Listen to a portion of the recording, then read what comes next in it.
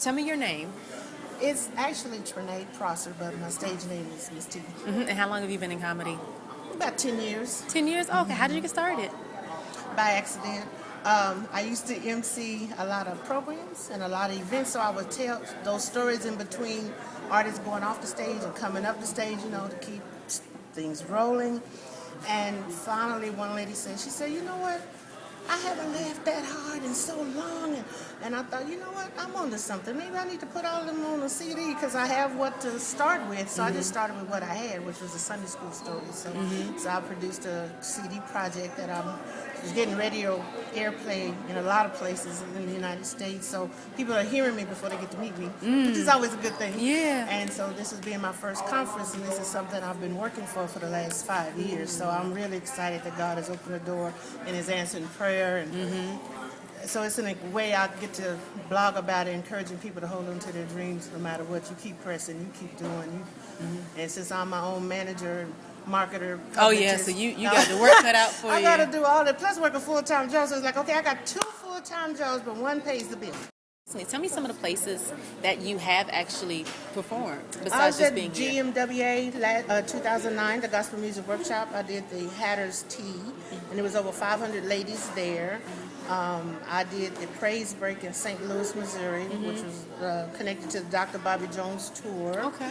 I opened up for Ben Tankard last year in San Marcos, quite by accident. I just happened to be in the audience at a church that I have done MC'd before. They've always hired me to come, asked me to come and do their youth annual. And so while they were shifting the scene around to set up Ben's equipment, the pastor said, Miz T, why don't you come up here and fill this time while we make this transition? I said, sure, why not?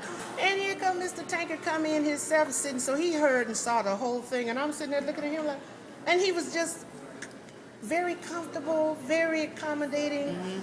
I found him to be just very down to home. And I was like, and I enjoyed his ministry so much, and I'm looking at him like, you don't need no comedian, you's a comedian yourself, right? But that was unexpected, and so that was an unexpected bonus. And for him to tell me how much he enjoyed me, I'm thinking, okay, I'm hearing from the best of the best, the top of the top. Yeah. So that's been encouraging. So I'll get around. I'm getting around. How do you prepare a joke?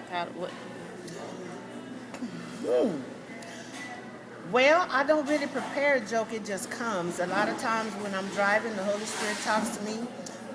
Sometimes in a conversation with people, I'll say one thing and they'll feed off of that, and then I'll feed off of that and say, oh, I just got a skit, that sounds funny. So it just comes naturally. I don't look for it, I just watch and observe, and it'll come to me. And right now, as I listen to songs, I'm getting ready to add more music because I can see some of the songs, if I put them in the gospel format, some secular songs, if I put them in a gospel format, they'd be really funny. So I'm working. I mean, for example, I'll go on and tell you the one that I just worked on this week was, the song "Hold On to Your Love" by. Yeah. Okay, so I thought, ooh, my first mistake was I didn't read my word, and blah blah blah, and I was like, okay, I can work with that, So I was like, oh, they ain't ready, but they gonna get ready. That's good. Yeah. So and with the gift of music, I see that this is how God is just making everything He's given me work together, because I can use everything with the comedy. So I can't play. I'm not a musician, but I can sing all right, enough to hold a key. So we're going in that direction right now. So he's giving me a couple of songs that I can translate like that and work into the skit. So, I like so there'll be more and more music to come. Oh, I love that.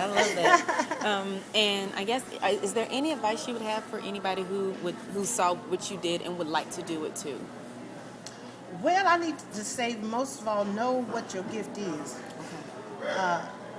A talent is one thing, but a gift is something you don't have to work at to do. I don't have to work at being funny. I have to tone down trying to be funny sometimes, but I can't help it. It just comes to me, and it just comes out before I can think about it. So it's the gift. It's not a talent I acquired. You can't go to school for it. You can't be trained on how to be a comedian, because it's really something that you just have. So really know what your gift is, and where your talents are, and then work in that area, because then you'll be happier, because that's where your joy comes. When you're doing what you love to do, that's a passionate that you do it for free, that's when you know you're in your gift. You know what I'm saying? So to me, I'm like, Lord, I'm in my wealthy place.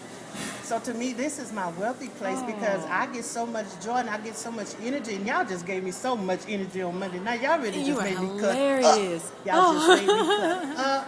That's why the reverends got happy, and the bishops are going to be preaching and watching what they say now and stuff. So in every auxiliary in the church I did, except usher. That's the only one I didn't do.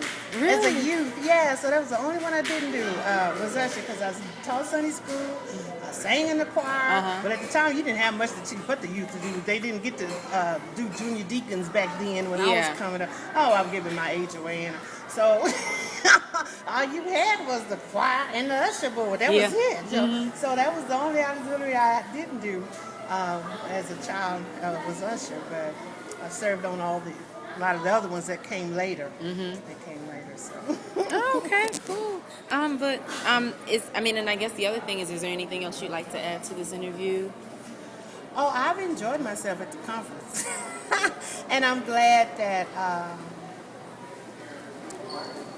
whoever submitted my name trusted me enough to come, and considering that y'all had never seen me before and didn't know how my comedy was, I thank you for the opportunity, and I'm glad that it was a success. It added to enhance the enjoyment of everyone here, and I hope that eventually down the line y'all get to invite me back.